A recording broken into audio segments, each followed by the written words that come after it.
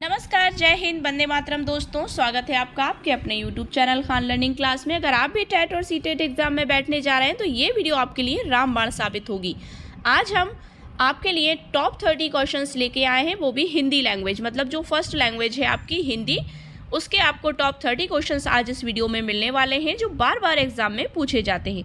Old question paper है, परीक्षा तिथि आप देख सकते हैं 4 फरवरी 2023 का क्वेश्चन पेपर है जो इसमें हिंदी भाषा से संबंधित 30 क्वेश्चंस आपको आज मिलने वाले हैं। टेट एग्ज़ाम का प्री निकालने में हम आपके लिए पूरी मेहनत करेंगे, बस आप वीडियो को एंड तक ज़रूर देखिएगा और बच्चों को भी शेयर करें ताकि और बच्चे भी इस फ्री क्लास का लाभ उठा सके। तो चलिए स्टार्ट करते हैं आज की वीडियो का पहला प्रश्न।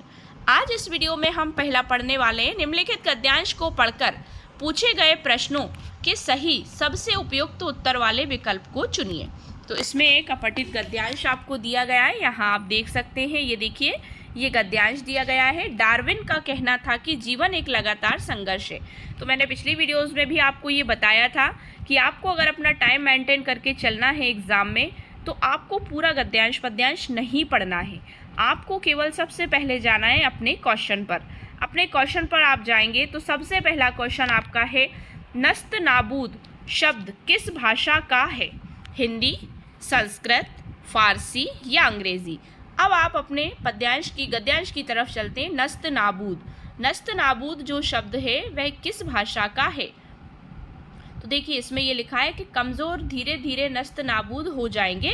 वैज्ञानिक दृष्टिकोण की ये आधार मान्यता इस ईसाई विश्वास के विरुद्ध पड़ती है।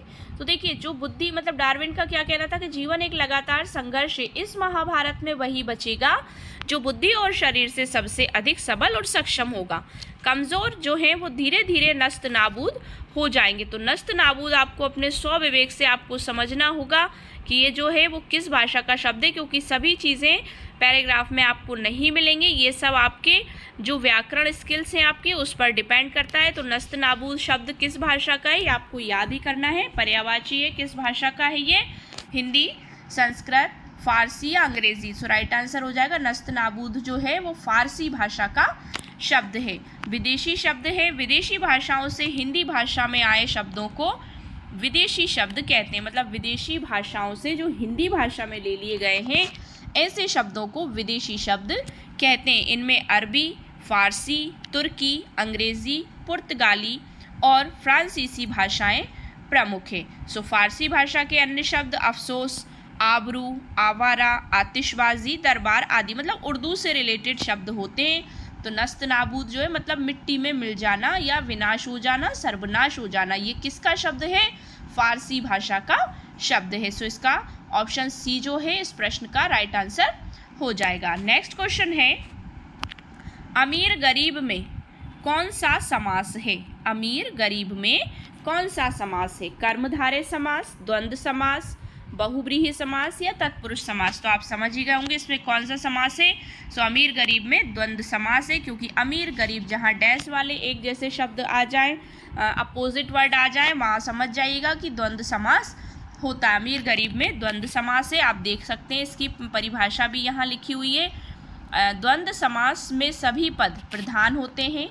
द्वंद्व समास के 3 भेद हैं, इतरेतर द्वंद्व, समाहार द्वंद्व, वैकल्पिक द्वंद्व। जैसे राम कृष्ण, राम और कृष्ण, अमीर गरीब, अमीर और गरीब, इस तरह से भी इसको लिखा जाता है। कर्मधारय समास जो है उसकी परिभाषा भी आप यहाँ देख सकते हैं कि जिस तत्पुरुष समास के समस्त होने वाले पद समानाधिकरण हो, मतलब समान हो, अर्थात विशेष विशेषण भाव को प्राप्त हो, तो वहाँ कौन सा समास होता है? कर्मधारय समास होता है। लेकिन ऑप्शन बी इसका राइट आंसर हो जाएगा, क्योंकि अमीर गरीब में कौन सा समास है? द्वंद्व समास है।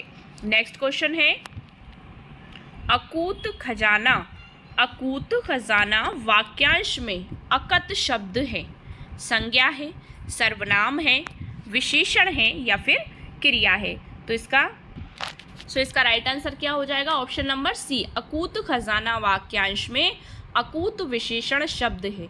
अकूत क्या है? विशेषण शब्द है। मतलब विशेषण किस तरह से? देखिए, विशेषण की परिभाषा क्या होती है? जो संज्ञा या सर्वनाम की विशेषता बताए उसे विशेषण कहते हैं। मतलब अकूत खजाना, खजाने की विशेषता बताई जा रही है। मतलब खजाना क्या है? संज्ञा है इसमें, वो संज्ञा की विशेषता बताई जा रही है, तो अकूत उसे कहेंगे जो संज्ञा की या सर्वनाम की विशेषता बता रहा है। तो अकूत शब्द क्या है? विशेषण है।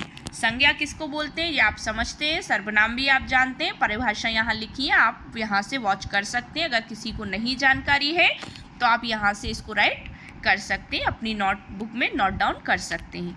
नेक्स्ट क्वेश्चन है हमारा प्रश्न नंबर 4, निरीह का पर्याय है। पर्याय मतलब पर्यायवाची।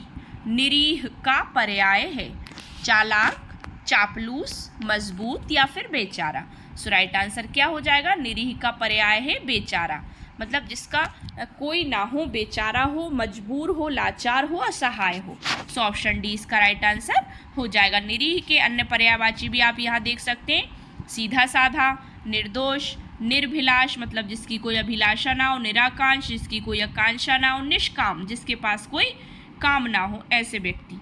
चालाक क्या बोलेंगे? चालाक को कुशल, प्रवीण, होशियार, चतुर, निपुण, बुद्धिमान आदि। नेक्स्ट क्वेश्चन है, डार्विन का विचार कि जीवन एक लगातार संघर्ष है। डार्विन जो थे साइंटिस्ट, वैज्ञानिक रहे हैं, इनका विचार है कि जीवन एक लगातार संघर्ष है, बुद्धि और शरीर के बीच, जीवन और प्रकृति के बीच, या अमीर और गरीब के बीच, या फिर विनम्र और जबर के बीच। सो राइट आंसर हो जाएगा कि डार्विन का कहना था कि जीव और प्रकृति के बीच जीवन एक लगातार संघर्ष है, मतलब जो जीवित है उसके और प्रकृति तो है ही, उसके बीच, दोनों के बीच एक लगातार संघर्ष है, क्या? जीवन। नेक्स्ट क्वेश्चन है, डार्विन का विचार ईसाई मत के विरुद्ध है, पक्ष में है, ना पक्ष में है, ना विरुद्ध है, या समतुल्य है। तो डार्विन का विचार ईसाई मत में क्या है? ऑप्शन नंबर ए उसके विरुद्ध है, मतलब उपर्युक्त गद्यांश के अनुसार डार्विन का विचार है ईसाई मत के विरुद्ध। नेक्स्ट क्वेश्चन है, वैज्ञानिक पद्धति की धारणा में, वैज्ञानिक पद्धति की धारणा में प्रकृति मनुष्य के लिए अकूत खजाना है। अकूत अभी हमने ऊपर पढ़ा था, अकूत खजाना है, एकाधिकार पूर्ण अकूत खजाना है, वह इस खजाने का हिस्सा है या उसका एक छत्र मालिक नहीं है। सो राइट आंसर क्या हो जाएगा? ऑप्शन बी, एकाधिकार पूर्ण अकूत खजाना है, मतलब जिस पर एक ही का अधिकार है। वैज्ञानिक प्रगति की धारणा में प्रकृति मनुष्य के लिए एकाधिकार पूर्ण अकूत खजाना है। नेक्स्ट क्वेश्चन है, भारतीय विचारधारा में प्रकृति संबंधी कौन सी धारणा सही नहीं है? भारतीय जो विचारधारा है उसके या उसमें प्रकृति संबंधी कौन सी धारणा सही नहीं है? वह केवल भक्षक नहीं रक्षक भी है, वे विरुद्ध नहीं साथ भी है, वे मनुष्य के साथ साथ निरीह प्राणियों की पोषक है, मतलब जो निसहाय है, जिनके पास कोई काम नहीं है, ऐसे लोग। वे मनुष्य से सतत संघर्षरत है या मनुष्य से लगातार संघर्ष कर रहा है। सो राइट आंसर क्या हो जाएगा इसका? ऑप्शन नंबर डी, वे मनुष्य से लगातार संघर्षरत है, मतलब भारतीय विचारधारा में प्रकृति संबंधी कौन सी धारणा सही नहीं है? वह मनुष्य से सतत संघर्षरत है। तो देख लेते हैं इसको एक्सप्लेन करके। वह मनुष्य से सतत मतलब निरंतर लगातार संघर्षरत है। उक्त धारणा भारतीय विचारधारा में प्रकृति संबंधी सही नहीं है। नेक्स्ट क्वेश्चन है, मनुष्य के सर्वश्रेष्ठ प्राणी होने के दंभ में, ऑप्शन नंबर ए है उसके आत्मविश्वास को बढ़ाया है। मनुष्य के सर्वश्रेष्ठ प्राणी होने के दंभ ने उसके आत्मविश्वास को बढ़ाया है, प्रकृति पर आधारित या आधार जमाया है। ऑप्शन सी है दो महायुद्धों के लिए उसे उत्तरदायी बनाया है, या फिर डी उसे सर्वश्रेष्ठ बनाया। सो राइट आंसर हो जाएगा ऑप्शन नंबर सी। प्रयुक्त गद्यांश के अनुसार मनुष्य के सर्वश्रेष्ठ प्राणी होने के दंभ ने दो महायुद्धों के लिए उसे उत्तरदायी बनाया है, मतलब दो युद्धों के लिए उत्तरदायी मतलब जिम्मेदार बनाया है। ये थे हमारे क्वेश्चन। अब अगला क्वेश्चन हमारा आता है, निर्देश इसके लिए अलग है। देखिए, पद्यांश से प्रश्न है, गद्यांश के प्रश्न पूरे हो चुके हैं।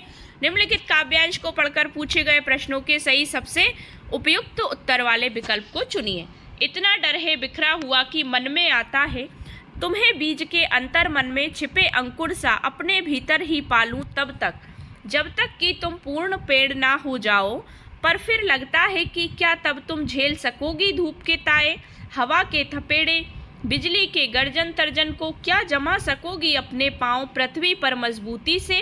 डर डर कर भी बिटिया इतना तो जान चुकी हूँ, अपने दम पर कि तुझे बीज की तरह उगना पड़ेगा, अपने बूते भी मतलब अपने उगना पड़ेगा किस तरह, बीज की तरह अपने बूते पर ही अपने आप ही तुझे खड़ा होना पड़ेगा। तो इससे रिलेटेड क्वेश्चन है कि अपने हिस्से की धूप, हवा और नमी पर हक जमाते अंतर मन में कौन सी संधि है। अपने हिस्से की धूप, हवा और नमी पर हक जमाते अंतर मन में कौन सी संधि है। स्वर संधि है, व्यंजन है, यण है या विसर्ग है। सो राइट आंसर हो जाएगा अंतर मन में विसर्ग संधि है। कैसे विसर्ग संधि के साथ, मतलब विसर्ग के साथ स्वर या व्यंजन के मेल से जो विकार उत्पन्न होता है उसे विसर्ग संधि कहते हैं। इसके नियम, यदि विसर्ग के पहले आ और आ को छोड़कर कोई दूसरा स्वर आए, अंतर्मन देख रहे हैं ना आप, कोई दूसरा स्वर आए और विसर्ग के बाद कोई स्वर हो या किसी वर्ग का तृतीय, चतुर्थ या पंचम वर्ण हो या र, ल, व, हा हो, तो विसर्ग के स्थान में र मतलब आधा, हलंत जहाँ लगा होता है वो अक्षर आधा माना जाता है, र हो जाता है। जैसे अंतर्मन, इसमें रा बोल रहा है लेकिन रा आधा है। अंतर्मन जो ऊपर रा की रकार लगी है वहाँ पे, वो अंतर्मन मतलब रा आधा हो गया है। तो अंतः प्लस मन, दुर्गंध बराबर दो प्लस गंध, इस तरह से आप देख सकते हैं। विच्छेद भी किया गया है, तो एग्जाम्पल से आप समझ ही गए होंगे। पूरा डीपली एक्सप्लेन किया गया है, आपको कोई दिक्कत नहीं आएगी, कहीं और से आपको पढ़ना नहीं पड़ेगा। तो आप यही सारी डिटेल इसमें देख सकते हैं। सो इसका राइट आंसर क्या हो जाएगा, ऑप्शन नंबर डी में विसर्ग संधि है। मतलब इसमें ऑप्शन नंबर डी जो है अंतर्मन में क्या है, विसर्ग संधि है। प्रश्न नंबर 11 है, गर्जन तर्जन में कौन सा समास है। तो अभी इससे रिलेटेड हम ऊपर पढ़कर ही आए हैं। गर्जन तर्जन, जहाँ डैश वाली चीज़ें दिखती हैं, गर्जन तर्जन एक जैसे सिमिलर शब्द दिखते हैं, में कौन सा समास है। तो आप समझ गए होंगे कि गर्जन तर्जन में द्वंद्व समास है, क्योंकि इसमें बीच में डैश लगा है। द्वंद्व समास का दोनों पद प्रधान होते हैं, तो दोनों ही पद प्रधान है, गर्जन और तर्जन। सो तत्पुरुष समास में अंतिम पद प्रधान होता है, जैसे स्वर्ग प्राप्त, वाग्युद्ध, देशभक्ति या जन्मांध मतलब जन्म से अंधा। नेक्स्ट क्वेश्चन, ये हमारा था 11वां प्रश्न। अब नेक्स्ट क्वेश्चन हमारा आता है, नेक्स्ट क्वेश्चन है हमारा, धूप, हवा और नमी प्रतीक हैं किसके। देखिए, आंधी तूफान के, जीवन की मूलभूत आवश्यकताओं की, वर्षा बाढ़ की या प्राकृतिक आपदाओं की। तो धूप, हवा और नमी किसके प्रतीक हैं। तो ऑप्शन नंबर बी, जीवन की मूलभूत आवश्यकताओं के प्रतीक हैं। धूप भी चाहिए व्यक्ति को, हवा भी चाहिए और नमी भी चाहिए। तो ये जीवन की हमारी मूलभूत आवश्यकताएं, उपर्युक्त काव्यांश के अनुसार धूप, हवा और नमी जीवन की मूलभूत आवश्यकताओं का प्रतीक है। नेक्स्ट क्वेश्चन है, कविता में बीज प्रतीक है किसका प्रतीक है। बीज संघर्ष का, साहस का, स्त्री की अदम्य जिजीविषा और उत्पादकता का या डर का। सो राइट आंसर हो जाएगा ऑप्शन नंबर सी, स्त्री की अदम्य जिजीविषा और उत्पादकता का। कविता में बीज जो है स्त्री की अदम्य जिजीविषा और उत्पादकता का प्रतीक है। नेक्स्ट क्वेश्चन है, जब तक कि तुम पेड़ ना हो जाओ, ये हमने अभी काव्यांश में पढ़ा है इस पंक्ति को। इस पंक्ति में पेड़ हो जाना सूचक है किसका। माँ का बेटी के प्रति आश्वस्ति का, माँ का बेटी के प्रति उपेक्षा का, माँ का बेटी के प्रति करुणा का या माँ का बेटी के प्रति अधिकार का। तो आप समझ गए होंगे कि जब तक कि तुम पेड़ ना हो जाओ, तो इस पंक्ति में क्या दिख रहा है, क्या झलक रहा है। तो राइट आंसर हो जाएगा ऑप्शन नंबर ए, कि वो आश्वस्त है। माँ अपनी बेटी के प्रति आश्वस्त है कि जब तक तुम पेड़ नहीं बन जाती, मैं तुम्हें अपने अंदर समाहित करके रखूंगी। तो पंक्ति में पेड़ हो जाना माँ का बेटी के प्रति आश्वस्ति का सूचक है। सो ऑप्शन नंबर ए इसका राइट आंसर हो जाएगा। नेक्स्ट क्वेश्चन है, प्रस्तुत कविता समाज का बेटियों के प्रति उपेक्षा की कहानी है, समाज का बेटियों के प्रति स्नेह को दर्शाती है, या समाज का बेटियों के प्रति तिरस्कार की बात करती है, या समाज का बेटियों के प्रति शोषण, उपेक्षा और तिरस्कार से उपजी है। सो राइट आंसर क्या हो जाएगा, प्रस्तुत कविता किस पर आधारित है। ऑप्शन नंबर डी, समाज का बेटियों के प्रति शोषण जो हो रहा है, उपेक्षा और तिरस्कार जो हो रहा है, उससे ये कविता का जन्म हुआ है। नेक्स्ट क्वेश्चन है, निम्नलिखित में से किस भाषा को अध्यापक की मदद से औपचारिक स्थितियों में सीखा जाता है। निम्नलिखित में से किस भाषा को अध्यापक की मदद से औपचारिक स्थितियों में सीखा जाता है। प्रथम भाषा, द्वितीय भाषा, गृह भाषा या फिर मातृभाषा। सो राइट आंसर क्या हो जाएगा कि द्वितीय भाषा को अध्यापक की मदद से औपचारिक स्थितियों में सीखा जाता है, क्योंकि फर्स्ट लैंग्वेज जो प्रथम भाषा हमारी मदर टंग है, मातृभाषा है, उसे तो हम स्वयं ही अपने परिवार के माध्यम से सीखते हैं। द्वितीय भाषा को अध्यापक की मदद से औपचारिक स्थितियों में सीखा जाता है। अध्यापक छात्रों को संवाद करने के लिए आवश्यक संसाधन प्रदान करके भाषा निर्देश में एक सूत्रधार के रूप में अपनी भूमिका निभाते हैं। नेक्स्ट क्वेश्चन है, रचनावादी उपागम संप्रेषणात्मक उपागम से इस मायने में भिन्न है कि ये मुख्यतः अर्थ पर बल देता है और अपेक्षा करता है कि नियम प्रक्रिया के दौरान सीखे जाएं। नियमों पर बल देता है और अपेक्षा करता है कि अर्थ प्रक्रिया के दौरान समझे जाएं, या फिर नियमों के प्रयोग और ज्ञान पर बल देता है, या ड्रिल और आदत निर्माण पर बल देता है। रचनावादी उपागम संप्रेषणात्मक उपागम से इस मायने में भिन्न है कि ऑप्शन नंबर ए अर्थ पर बल देता है और अपेक्षा करता है कि नियम प्रक्रिया के दौरान सीखे जाएं, मतलब प्रोसेस के दौरान सीखे जाएं। और समझ लेते हैं इसको कि रचनावादी उपागम संप्रेषणात्मक उपागम से इस मायने में भिन्न है कि ये मुख्यतः अर्थ पर ही बल देता है और अपेक्षा करता है कि नियम प्रक्रिया के दौरान सीखे जाएं। अगला क्वेश्चन है हमारा, किसके अंतर्गत लोगों को सुझाव देने के बजाय सीधे सीधे कहा जाता है कि उन्हें क्या करना चाहिए? किसके अंतर्गत? इसमें से कौन सा ऑप्शन ऐसा है जिसके अंतर्गत सीधे सीधे ये कहा जाता है लोगों को कि उन्हें क्या करना चाहिए? रचनात्मक उपागम, आदेशात्मक उपागम, वर्णनात्मक उपागम या संरचनात्मक उपागम? राइट आंसर क्या हो जाएगा? ऑप्शन नंबर बी, आदेशात्मक उपागम, क्योंकि आदेश में ही केवल आदेश दिया जाता है, बाकी रचना वर्णात्मक और संरचनात्मक में कुछ ऐसा नहीं कहा जाता। तो आप समझ ही गए होंगे, बहुत सिंपल सा क्वेश्चन है कि आदेशात्मक उपागम के अंतर्गत लोगों को सुझाव देने के बजाय सीधे सीधे कहा जाता है कि उन्हें क्या करना चाहिए। और रचनात्मक उपागम में रचनात्मक शिक्षण एक ऐसी विधि है जिसमें छात्र के पूर्व ज्ञान, आस्थाओं और कौशल का इस्तेमाल किया जाता है। नेक्स्ट क्वेश्चन है, जब आप किसी अभ्यास में या सामग्री में शिक्षार्थियों की आवश्यकता अनुसार आवश्यक परिवर्तन करते हैं। जब आप किसी अभ्यास में, मतलब जब आप कोई प्रैक्टिस करवा रहे होते हैं उसमें या सामग्री में शिक्षार्थियों की आवश्यकता अनुसार आवश्यक परिवर्तन करते हैं तो इसे क्या कहा जाता है? अभिग्रहण, अनुकूलन, मूल्यांकन या फिर समीक्षा? राइट आंसर क्या हो जाएगा कि जब आप किसी अभ्यास में या सामग्री में शिक्षार्थियों की आवश्यकता अनुसार आवश्यक परिवर्तन करते हैं तो इसे अनुकूलन कहा जाता है, मतलब फॉलो करना कहा जाता है। और अभिग्रहण क्या होता है? ऑसुबेल ने ये सिद्धांत दिया है। ऑसुबेल ये साइंटिस्ट रहे हैं कि अभिग्रहण रटकर ही नहीं बल्कि समझकर भी हो सकता है। अभिग्रहण सीखना दो प्रकार का होता है कि रटकर अभिग्रहण सीखना या अर्थपूर्ण अभिग्रहण सीखना। जो रटकर सीखते हैं वो ज़्यादा स्थायी नहीं होता और अर्थपूर्ण जो अभिग्रहण होता है वो स्थायी होता है। ये था हमारा अगला क्वेश्चन। अब आता है हमारा नेक्स्ट क्वेश्चन, योगात्मक आकलन क्या है? निदानात्मक और उपचारात्मक है, विद्यार्थियों को प्रभावशाली प्रतिपुष्टि देता है, शिक्षार्थियों की सक्रिय सहभागिता को स्वीकारता है, या शिक्षार्थियों के अधिगम और निष्पादन के बारे में निर्णय लेने के लिए प्रयुक्त किया जाता है। तो योगात्मक आकलन क्या है? योगात्मक आकलन शिक्षार्थियों के अधिगम और निष्पादन के बारे में निर्णय लेने के लिए प्रयुक्त किया जाता है। ऑप्शन नंबर डी इसका राइट आंसर हो जाएगा। तो छात्रों की विषय संबंधित कठिनाइयों और कमजोरियों को ज्ञात करना निदानात्मक परीक्षण का उद्देश्य है। यहाँ से भी आप इसको डेफिनेशन लिख सकते हैं। नेक्स्ट क्वेश्चन है प्रश्न नंबर 21, किस उपागम के अंतर्गत किसी बच्चे को कई शब्दों की वर्तनी गलत लिखने के बावजूद भी उसके समग्र भाषा का प्रयोग के लिए अच्छे अंक दिए जाते हैं? मतलब किस उपागम में अंतर्गत बच्चे को कई शब्द, अगर वो वर्तनी मतलब उसकी स्पेलिंग गलत लिख रहा है तो उसके बावजूद भी उसे समग्र भाषा प्रयोग के लिए अच्छे अंक दिए जाते हैं? समग्र भाषा, रचनावादी, संप्रेषणात्मक या व्यवहारवादी? राइट आंसर क्या हो जाएगा? Option number A. समग्र भाषा प्रयोग का किस में होगा? समग्र भाषा में ही होगा।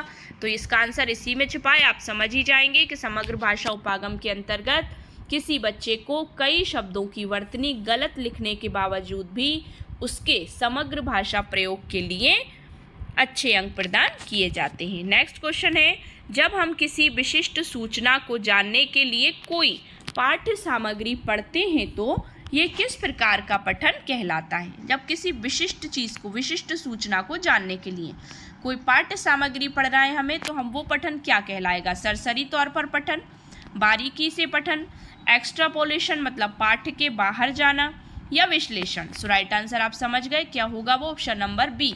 जब हम किसी चीज़ को विशिष्ट सूचना जानने के लिए पढ़ेंगे तो बारीकी से ही उस चीज़ को पढ़ेंगे, तो ऑप्शन नंबर बी इसका राइट आंसर हो जाएगा। तो पठन कौशल के भी निम्नलिखित, तो इसके पठन कौशल के कितने प्रकार होते हैं? सस्वर पठन, मौन पठन, गहन पठन और व्यापक पठन। तो ये इसके प्रकार हैं।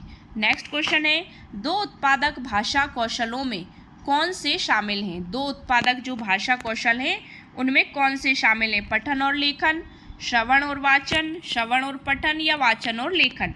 तो दो उत्पादक भाषा कौशलों में वाचन और लेखन शामिल हैं। कौशल दो उत्पादक भाषा कौशलों में आते हैं। नेक्स्ट क्वेश्चन है हमारा,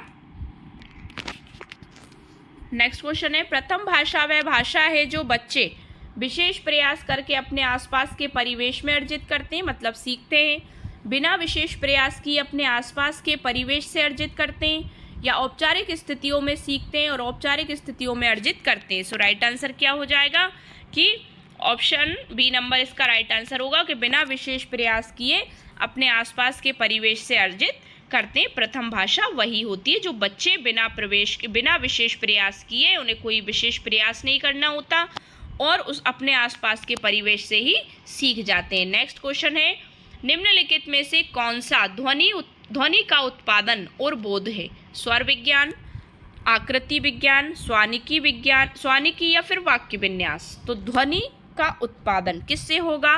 तो वो होगा स्वानिकी से, मतलब स्वयं हम जब अक्षरों को बोलेंगे तो उनमें ध्वनि निकलेगी, जब ध्वनि निकलेगी तो उसी से ध्वनि का उत्पादन होगा। स्वानिकी ध्वनि का उत्पादन और बोध है। स्वर विज्ञान क्या होता है?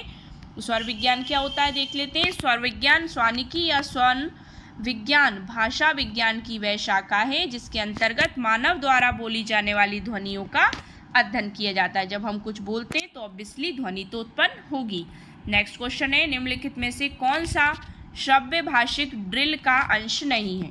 श्रव्य भाषिक ड्रिल का अंश नहीं है। विद्यार्थी आदर्श भाषा सुनते हैं, विद्यार्थी संवाद की प्रत्येक पंक्ति दोहराते हैं, या विद्यार्थी व्याकरणिक नियमों पर ध्यान देते हैं, या विद्यार्थी ड्रिल प्रतिरूपों में विकल्प का अभ्यास करते हैं। सो राइट आंसर क्या होगा? ऑप्शन नंबर सी कि विद्यार्थी व्याकरणिक नियमों पर ध्यान देते हैं। देखते हैं, उपर्युक्त निम्नलिखित विकल्पों में विद्यार्थी व्याकरणिक नियमों पर ध्यान देते हैं, श्रव्य भाषिक ड्रिल का अंश नहीं है, जबकि अन्य सभी विकल्प श्रव्य भाषिक ड्रिल का अंश हैं। नेक्स्ट क्वेश्चन है, निम्नलिखित में से कौन सा उपागम मुख्यतः प्रवाह को समुन्नत करता है? संरचनात्मक उपागम, संप्रेषणात्मक उपागम, व्यवहारवादी उपागम, या समग्र भाषा उपागम। सो निम्नलिखित में से कौन सा उपागम ऐसा है जो प्रवाह मतलब फ्लुएंटली समुत्पन्न करता है? तो वो है संप्रेषणात्मक। जितना बच्चे कम्युनिकेशंस करेंगे, संप्रेषण करेंगे एक दूसरे से, उतना ही वो धारा प्रवाह बोल पाएंगे। तो संप्रेषणात्मक उपागम मुख्यतः प्रवाह को समुन्नत करता है। और संरचनात्मक उपागम क्या होता है कि इस उपागम के अंतर्गत एक संरचना में परिवर्तन आने से इसकी संपूर्ण व्यवस्था पर प्रभाव पड़ता है। नेक्स्ट क्वेश्चन है, निम्नलिखित में से कौन सी गतिविधि अर्थ आधारित गतिविधि के अंतर्गत नहीं आएगी? पाठ के साथ अंतः क्रिया करना, मतलब अच्छी तरह से पाठ पढ़ना, अंतः क्रिया करके पढ़ना, पूर्व ज्ञान का इस्तेमाल करना, प्रीवियस नॉलेज पढ़ना, और फिर उसी का वृतांत दूसरों के सामने सुनाना, मतलब जो पढ़ा है उससे रिलेटेड प्रत्येक शब्द को पढ़ना। तो कौन सी गतिविधि ऐसी है जो अर्थ आधारित गतिविधि के अंतर्गत नहीं आएगी? तो वो है ऑप्शन नंबर डी, प्रत्येक शब्द को पढ़ना। ये अर्थ आधारित गतिविधि के अंतर्गत नहीं आएगी, केवल शब्द को पढ़ा जा रहा है, उसके अर्थ से उसका कोई लेना देना नहीं है। नेक्स्ट क्वेश्चन है, अधिगम योजना के बारे में क्या सही है?